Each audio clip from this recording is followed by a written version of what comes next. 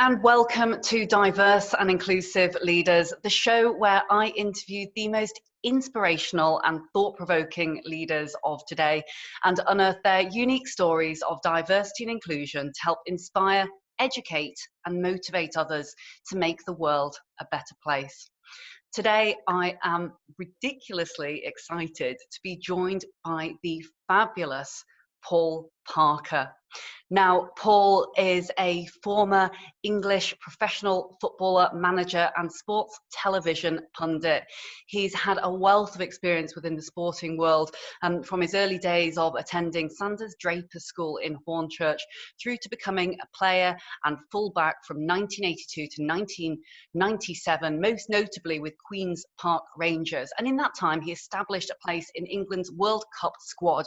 He transferred to Manchester United and earned worldwide acclaim and medals, but spells with Fulham, Derby County, Sheffield United, Chelsea, and also Farnborough Town. In addition, he was a crucial player to the 1990 World Cup with England and earned 19 caps. These days, he does a lot of inspirational speaking. He speaks on sport, and he also does a lot of after-dinner pieces where he inspires and educates the wider business world and community about the importance of not only sports but also representation, and provides a fantastic role model for leaders of the future. Paul, welcome to the show. Thank you very much. Thank you. Right, if I just say a little bit about myself. That would be fantastic. And I hope I did you justice there in my introduction, Paul. I have to say, you've had such a fantastic career indeed. And look, you know, there's a huge amount of people there in the sporting world and the business world and you know, the wider world who look up to you.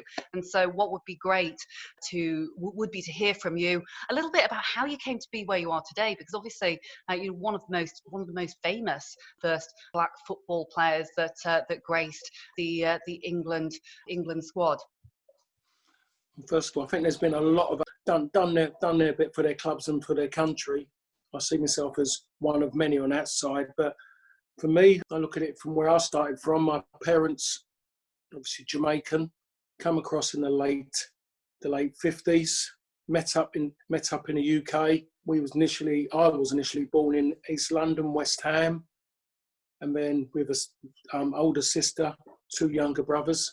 My parents decided after that to move out of London, I should say, not get out. And they took us into Essex because my mum was really worried about being brought up in London. Mum just saw it as a way of getting away from the stigma of being, you know, seen as like everyone being the same and being cast with that upon us. So we moved out to Essex. We initially went to a place Romford, then we moved to Rainham in Essex, which bordered an area called Dagenham. The thing that my mum never really realised is that Dagenham had the biggest national front following in Greater London. So maybe not the greatest idea after that, but it wasn't too bad because we was on the peripheral anyway of bordering an area called Hornchurch. So just grew up and it was fine. The thing about where we were as well was that there wasn't many black families, well, hardly any around that part where we were. So I went to a school 3 miles away, Sanders Drapers, with no black kids in it at all. My sister went to a kind of a more local school, which is a bit different.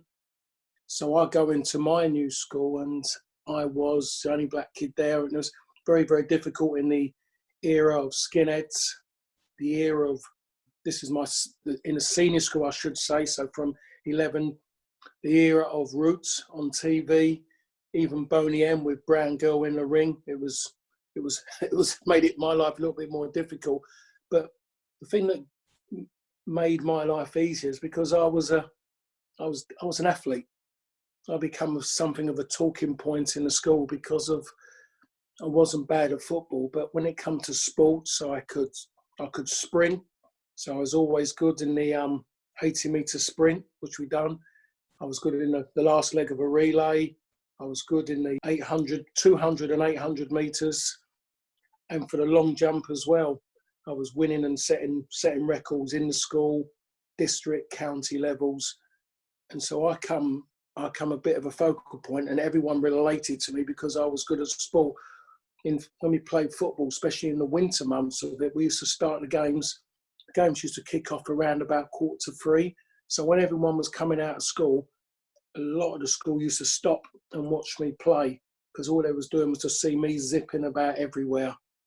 So that was kind of a little bit that kind of covered me, to be perfectly honest. As much as they saw me someone different, I was black and I had to take still a lot of stick in school from skinheads, from people telling me that I was like a little gollywog on their lapel, all stuff like that. And then having to run across Hornchurch Airfield. And by the way, Douglas Bader used to fly from there in World War II. So I used to run across there, across all the mud, just to get back home. It was the shortest way home, but the dirtiest way home to avoid, and for me to get away from the skinheads, avoid them, but then take a little slap off the bottom of my mum for having dirty trousers. But so I did that for many years, and it made my life in school easier.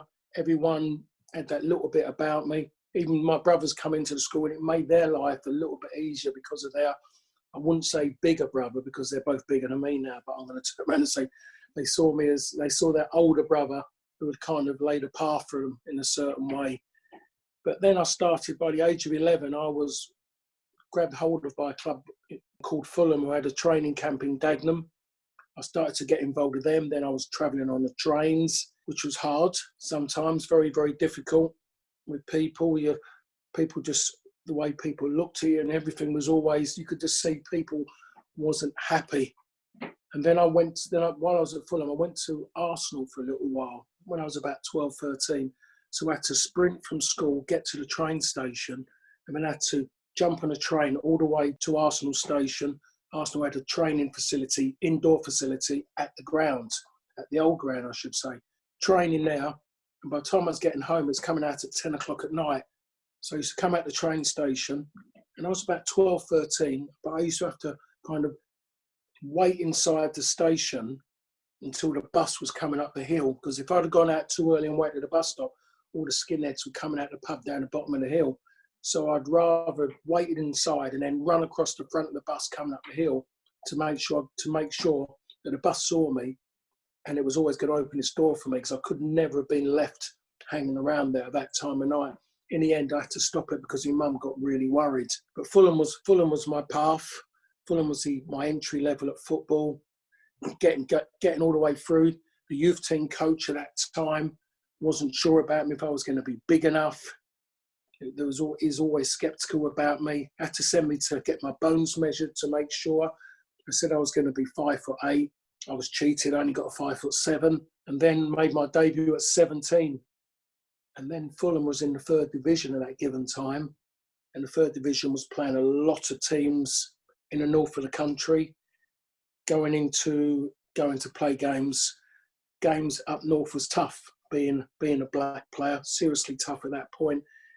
And you had a choice. You either didn't play football or you played football. For me, it's what I was always going to do. I got told by a lot of people that I was wrong. I know I was wrong now because I should have really done a bit more with my education, but my mind was made up. I was going to be a footballer. I didn't really even think about it. Football stopped in your 30s. It was a case of that's what I wanted to be. But so I used to travel, play games in Yorkshire, and Yorkshire at that given time was the worst place to go and play as a black player. It was notorious for racism. So at one time I played a game at Barnsley, went to take a throw in as a 17, 18-year-old. The bloke was calling me every conceivable name that he could thought of, that he saw as derogatory towards me. He had his young child with him. I've turned around and said words to the effect of, "Come on, you got your young kids." He come back and told me exactly that, words to the effect of his son was going to be no different to him. So I just shrugged my shoulders, took the throw in, and got on with it. Played a game at Leeds United. They sang a song from their terraces, which was me and another black player in my team, which was about there ain't no black in the Union Jack. I spoke to a black player playing for him. He turned around and said to me, I said to him, "How can you play for him?" He just said to me, "Paul, I'm from Leeds. I'm a Leeds supporter. What do I do? And I related to what he's saying. It was no different to what I had been. I was in an area which was predominantly white. I was going into pubs and that as I got older. With a friend of mine, always went into one pub in Dagenham, only with my friends because I knew what the pub was about. And there was black taxi drivers, Indian taxi drivers coming in, and they would say everything to them. And then when they'd gone, the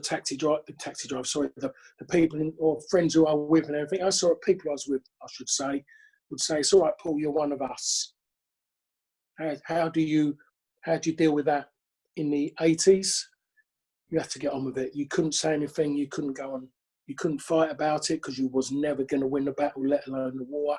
You couldn't go to anybody in that given time because of, as much as somebody might have wanted to do something.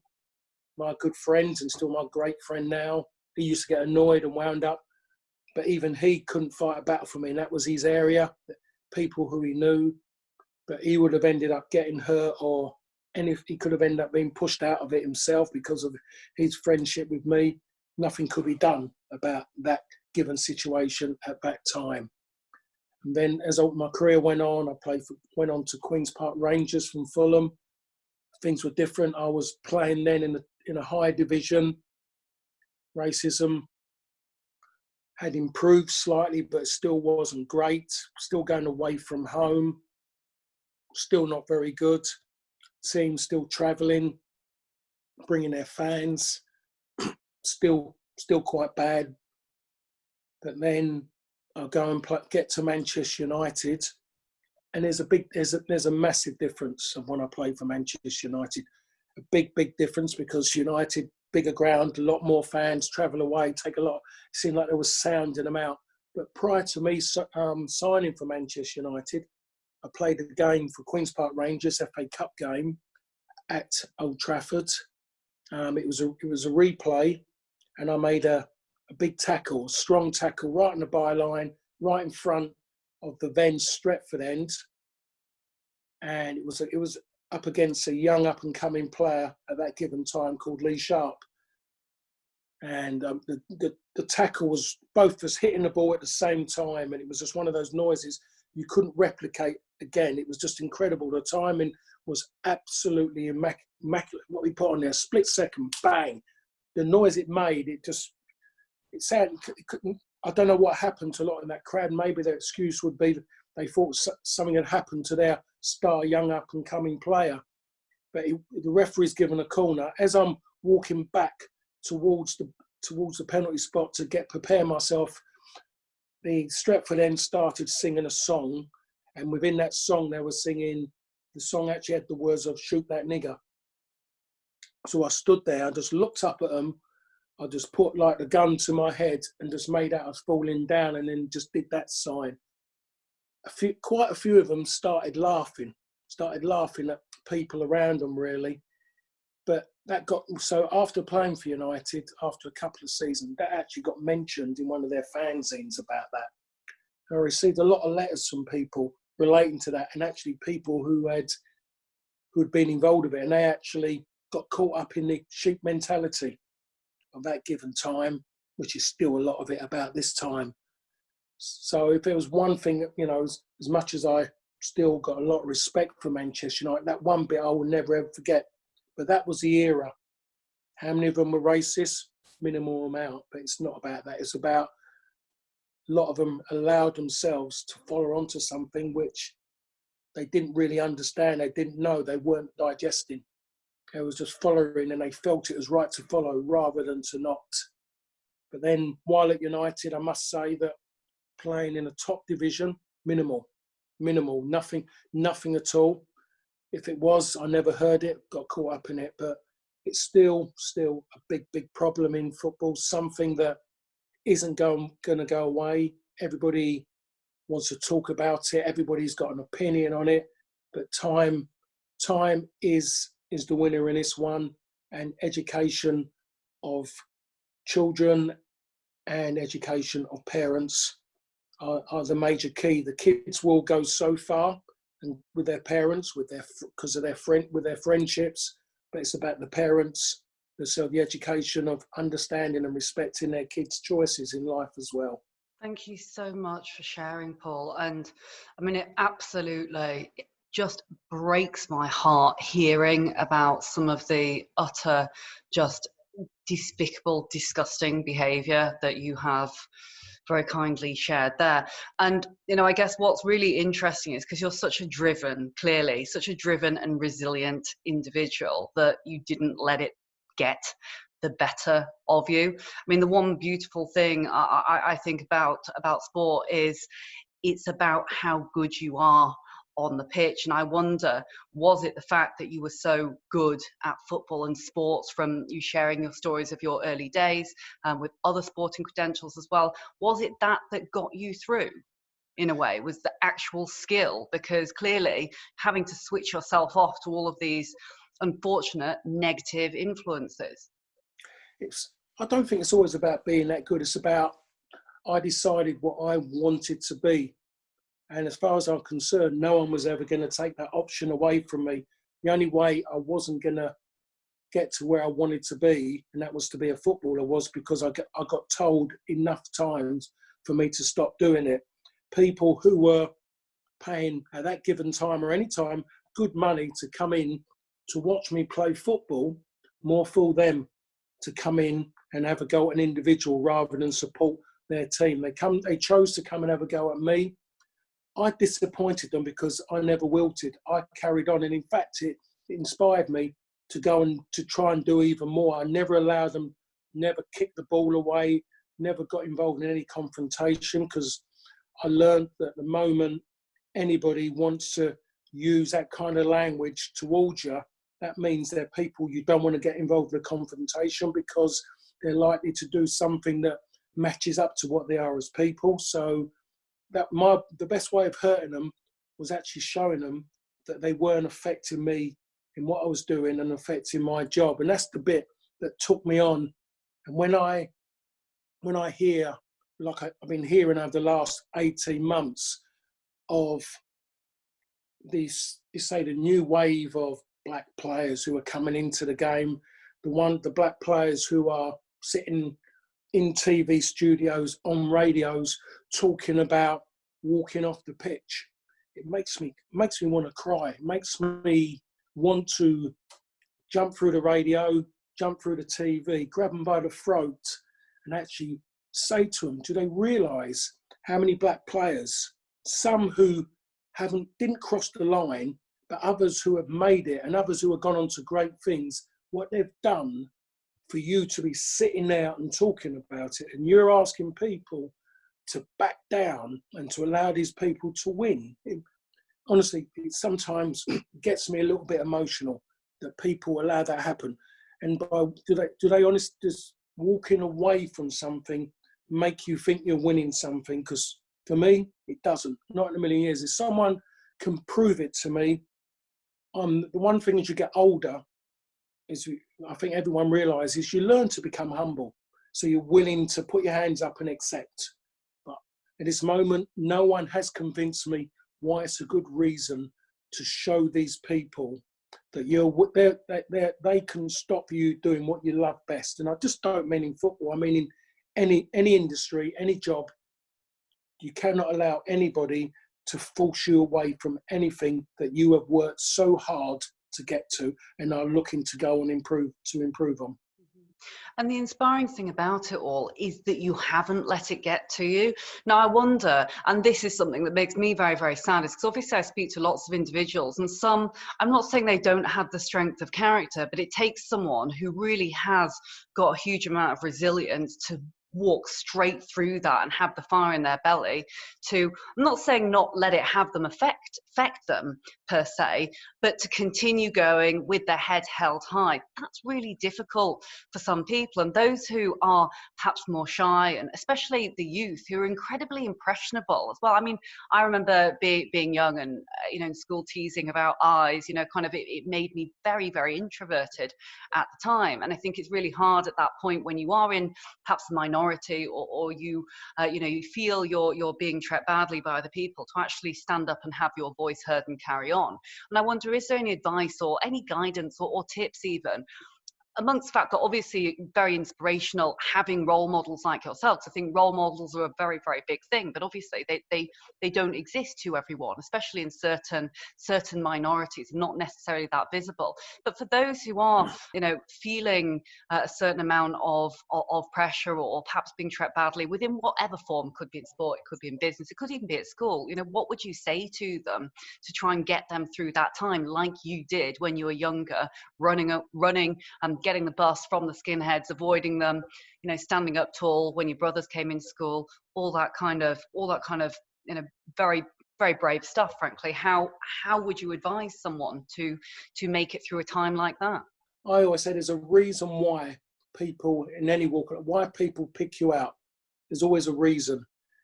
And I look at it, if the reason is generally because they see something about you is because they don't like, but they see it maybe something better than them.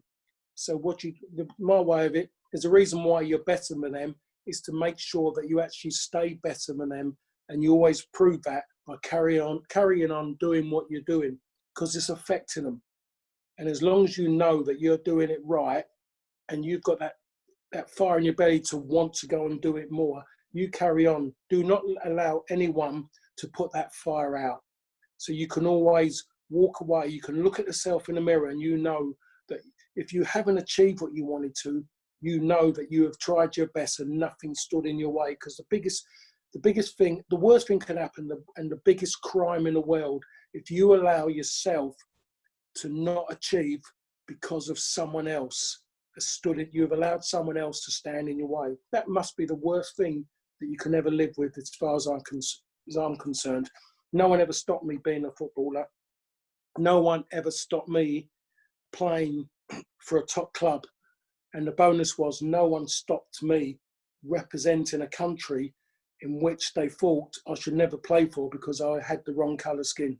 It's so inspiring, Paul. And I know you mentioned there before that, look, things to a degree have got better, but ultimately there is still undertones in many instances that we do see, unfortunately. And like you said, look, people want to talk about it. People want to, often sensationalize these kind of things that are unfortunately happening within the media, on the pitch, etc. But what's your observations been from obviously starting off and being, to a degree, one of the first and most famous black players, but also to now, because clearly, you have children of your own. You mentioned to me when we last spoke, fortunately, they are perhaps not growing up in the kind of environment that you had to face, but still, what have your observations been across the period of time that you have worked, not only within the game, but up to now? I think, I look at it, and I can say again, it's gradual. I think there's people out there who are sometimes get caught up thinking, let's stop it now. You can't stop kids, 5, 6-year-olds, maybe name calling in the playground. They're doing it for fun. They're doing it. They don't see the nasty side of things. Kids, so that don't lie. Kids will come out and say the things randomly. So we have to look at that. We know things come from within families, and you can just generally look at kids. And an incident with my boy, when my boy was 8, 9 years of age, and the kid said something wrong to him. So me being me and not the biggest, so I've just got round. I've got take my son with me, and he didn't want me to go and do it because he thought I was going to shout, scream, and do everything which you shouldn't do. The problem, the difference was, though, what I should say, the problem was, is my boy didn't know my history. Is that I've never had a fight in my life. So I wouldn't know what to do, to be honest.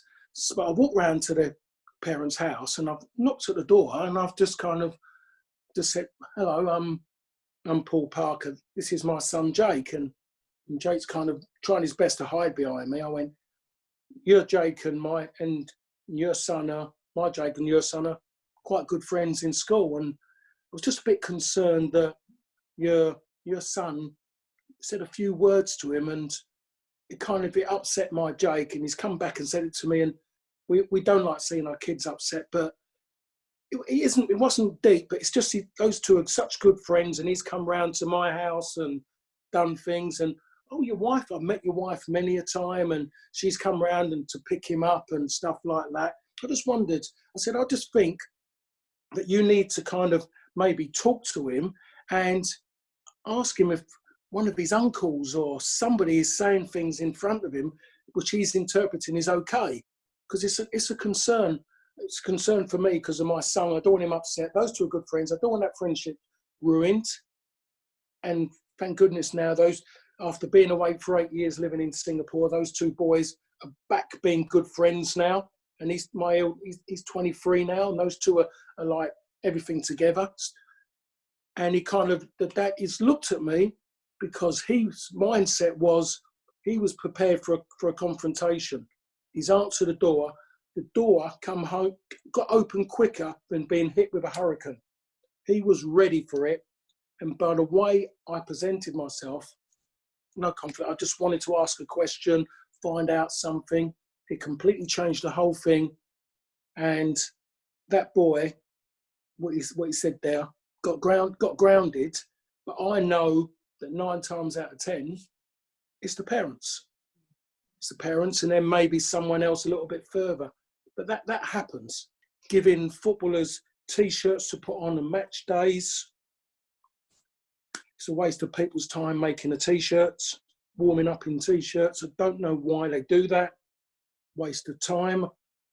You know, they might as well have a 20-minute chat before kick-off with the fans, say something, someone come and speak on the middle of the pitch, rather than put T-shirts on, because the lads warm up in them. There's no one inside the ground, really, when people are warming up. Then what happens is they put them over the top of their normal sweat tops or club T-shirts. 5 minutes later, they're off, they're on the floor, kit man's picking them up. They've gone, they're history. Waste of time, energy. So football's still got a way to go. I've done a bit of stuff for, I'm trying to think, the red cards. I've done a bit of stuff for them, and I'm going to do more with them because I like what they do.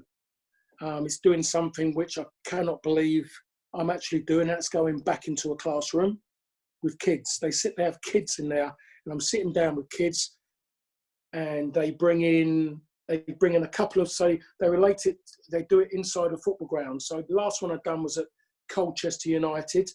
Their stadium's called a community stadium, I think. So they'll bring the kids from schools in and around. They bring in a couple of Colchester players in, and we sit there, and it's like a little chat. And the kids will relate more to the younger Colchester players or any other young players, which is a bit harsh. I get a bit bitter about that because they're young and they're still playing, but I'm learning to live with it now. But that's another story that we can talk about my problems with that. But when you're sitting there, and I sat there with his 2 Colchester United players. I'm sitting there, I'm sitting down, and I'm still going like that. They were massive, good-looking young men and athletic. And there's me, 5'7", stumpy ex-player. But it was, I'm watching these kids, and the kids are kind of, they talk to them, they give them videos. And one of the best things that come out of it, by the way, is they got their moderators there as well, and they ask them a question, and bang, their hands are going up straight away. The kids cannot stop. Now, I remember when I was a kid, and I didn't want to put my hand up because I didn't want to get it wrong. But these kids, they're brought up in a different way. It's fantastic, brilliant, that side of it, and they want to answer questions about that, and they're seeing it. And there's the teachers around as well. And what I do is I look at the teachers. So I'm watching the teachers, what they do, and how are they taking it in. And you see some of them, and you can see, I've seen a few of them want to answer the questions, and I see they get it. I've seen one teacher, and I see him sitting there, and he's very stony face. He ain't working with his kids. So for me, he's in it just for a job. He's not relating to the kids. If you're going to work with children, you relate to the children. Absolutely. It's like me. Absolutely. Like me. I've tried to be. I love being a football coach when I was assisting my local team, Chelmsford. Great. I love Chelmsford City, my local team. But then I was asked to be a manager. I didn't enjoy it because I was managing the players. I didn't want to disappoint the players. And when you're a manager, you disappoint. And when you do something good for them, they don't remember that. So the moment you do something bad, they forget the good. So managing is difficult. And I just look at it, just if you're a coach and you're coaching them, if you can't enjoy it with them you can't coach. So it's the same as being a teacher. You have to relate and you have to, in a way, be them. And he wasn't doing it. So absolutely. In answer to it all, sorry, go on. Oh, no, I just said absolutely. And I think, the story that you shared earlier around your son was a fantastic example of how actually education, there is no one silver bullet that's going to make discrimination, racism go away. But through being dignified and through educating and inspiring and showing through role modeling how one should behave, we can see a light at the end of the tunnel. And what you describe here about educating kids, it just makes me think, wow, well, imagine if something like that existed when you were back at school. It's good to hear that actually there's some brilliant educational resource going on now, because I truly believe that, to a degree, talking about things and talking about the solutions and educating is a real sustainable route out of negative behaviour, not only within sport, within the wider society as well. Yeah, absolutely correct. We accept, we want our kids educated. We want them really educated well to get good jobs. So you can educate them as well for them to understand the situation relating to people who other people deem as different by the colour of their skin, their religion, everything, their facial, everything, the colour of their hair. You get them to understand it. Is it going to make a difference? Somewhere like it does make a difference. How big a difference is down to the individual. But it's about giving them and putting that option in their head. But the same as anything, as we know, and which is tried, tested and proven, you are what you are from what's at home. That's what it is. And it's about you as a parent. And when they do something good, your kids, you're proud. You feel proud that someone's come and said something good about your kid. When someone said something bad about your kid, I think you have to turn around and you need to know. You want to know. Not that your first reaction shouldn't be, oh, my kid's he's a good boy. Your reaction should be open and willing to accept. And that's the difference. And it's hard. It doesn't mean you love your kids any less by being that way. It just means that you're willing to listen to what's being said and then make your point from there. And that's what it needs parents to do at this moment in time. I'll go over it and over it. People think I'm silly, but I always say, I just believe kids are what they are from home. It's about those kids, and they're the ones you need to speak to. They're the ones who will take things home, and even those kids might be able to educate their parents better than anybody. If the parents love their kids that much, they will listen to their kids, and they will accept if their child brings home a black, an Indian, an Asian child as a friend. It's about the nurture.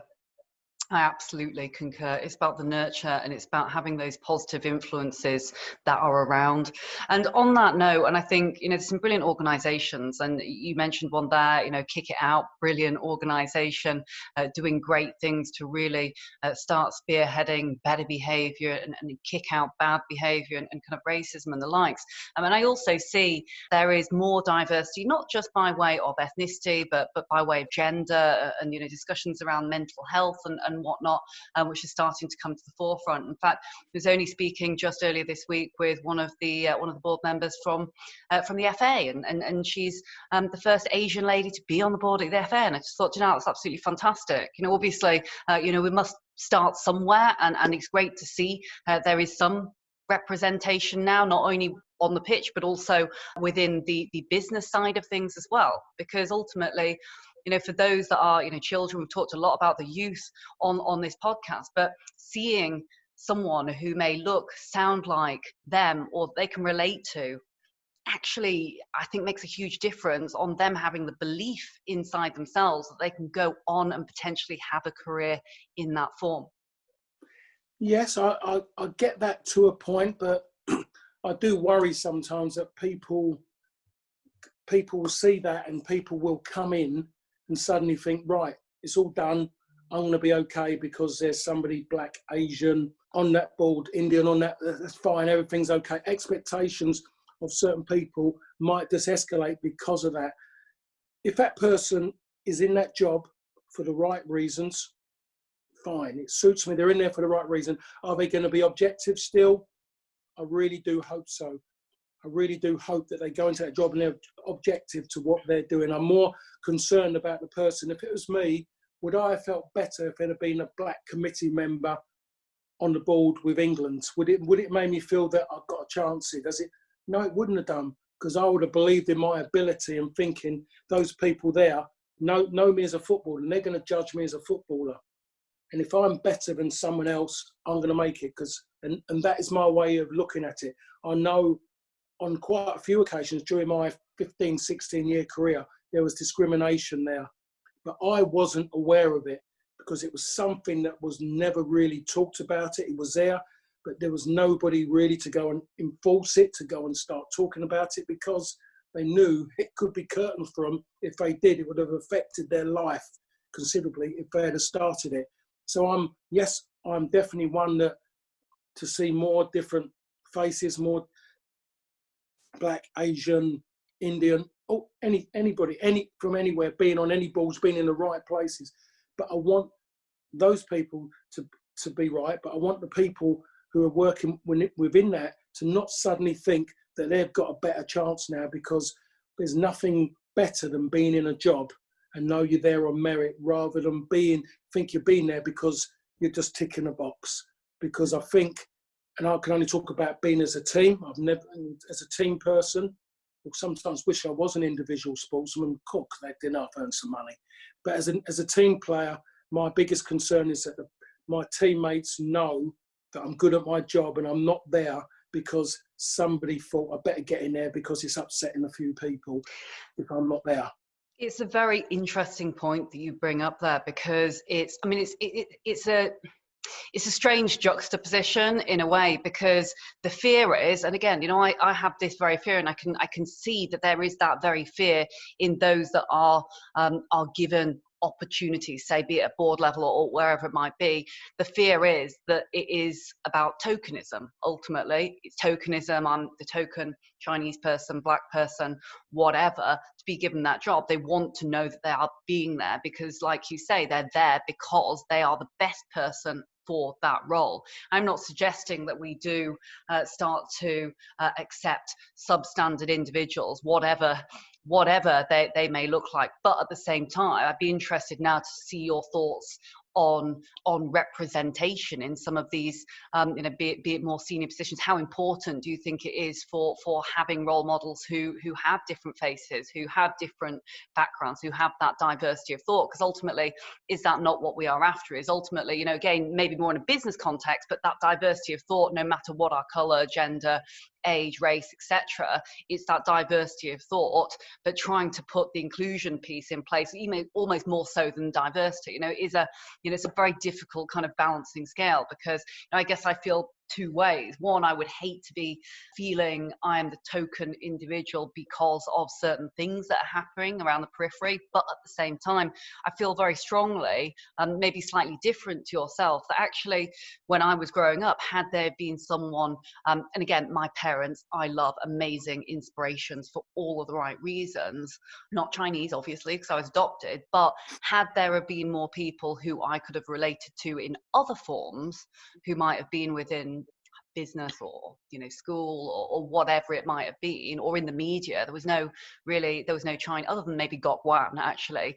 who I got called Gok Wan a couple of times. Great guy, but still, kind of there's just not that many people that you feel you can relate to on those other levels. Is that not still important?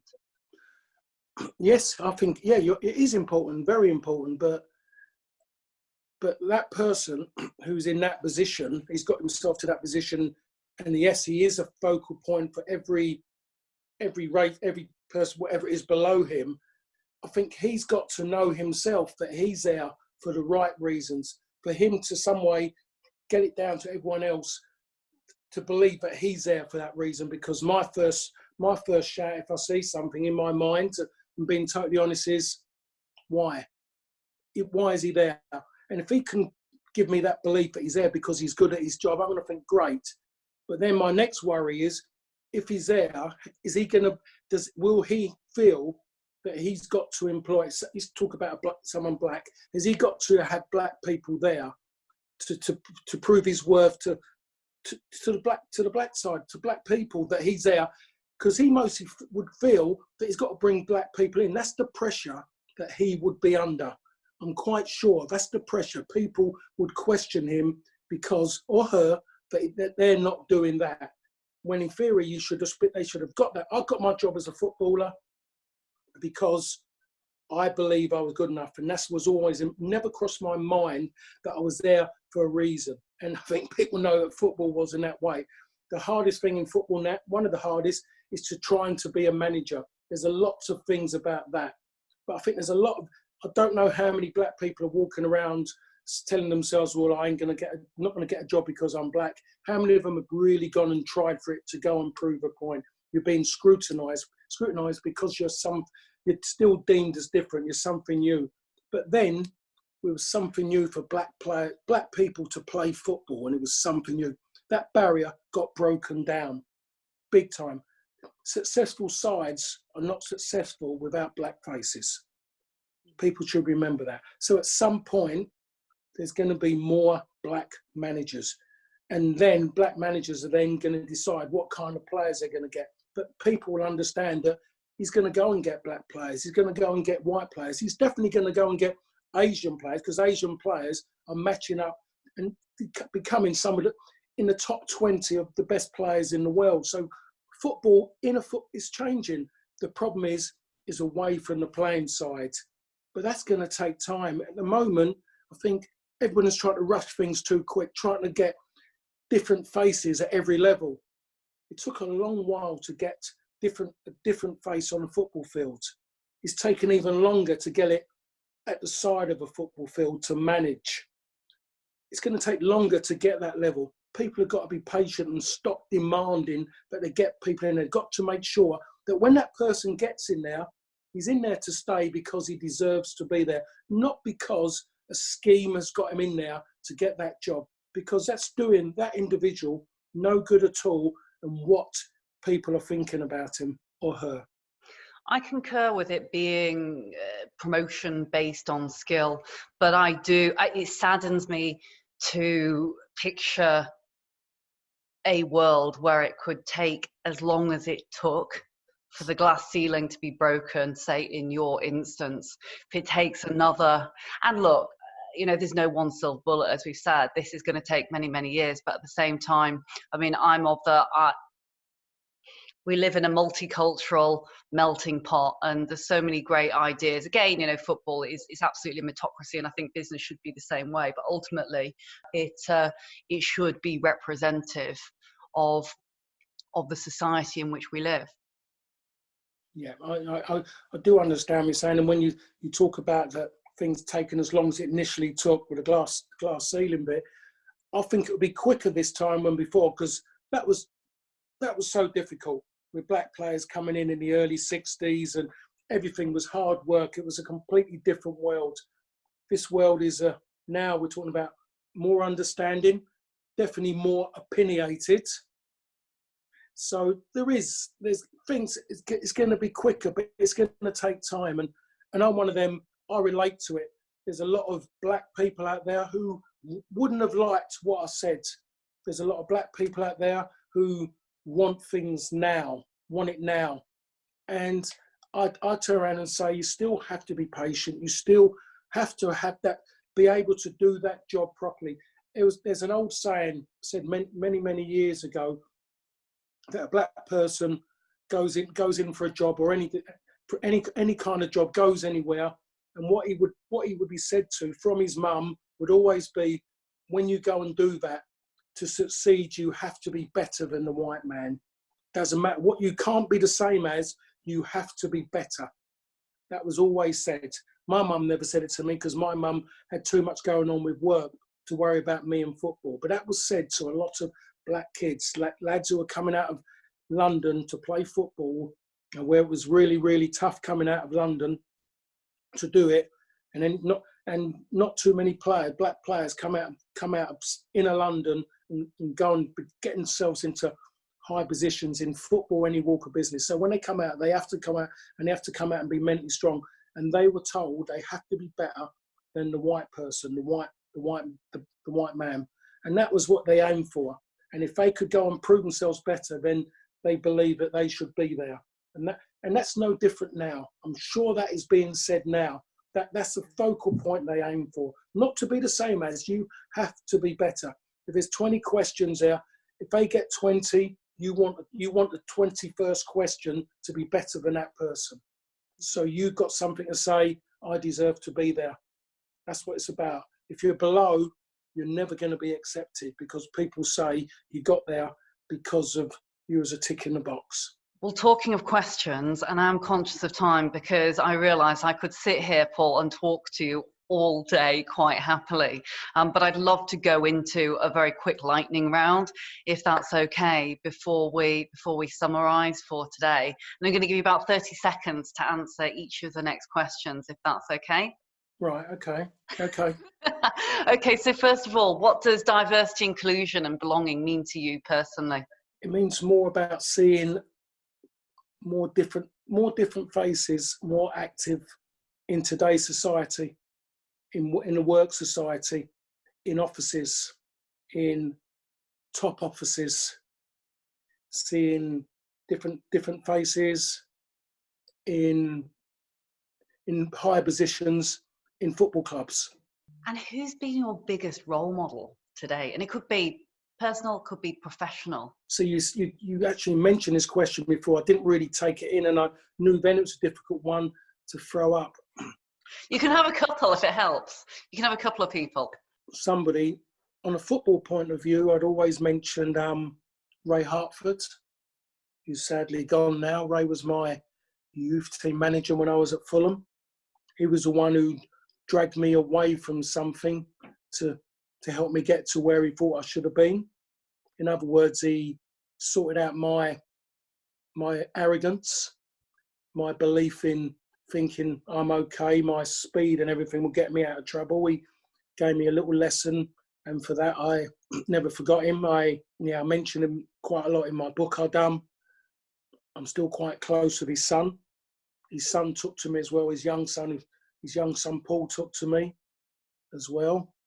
And his wife as well, Maureen. I just got to know him as a family, other than just being my youth team, my reserve coach, my first team coach. He was the main one that still sticks in my head now about things, me as a footballer. I think there's too many to name, to be perfectly honest, to think of anyone. I've had so many people who've helped me along, people I've had to go to when I've had bad times, just to sit around.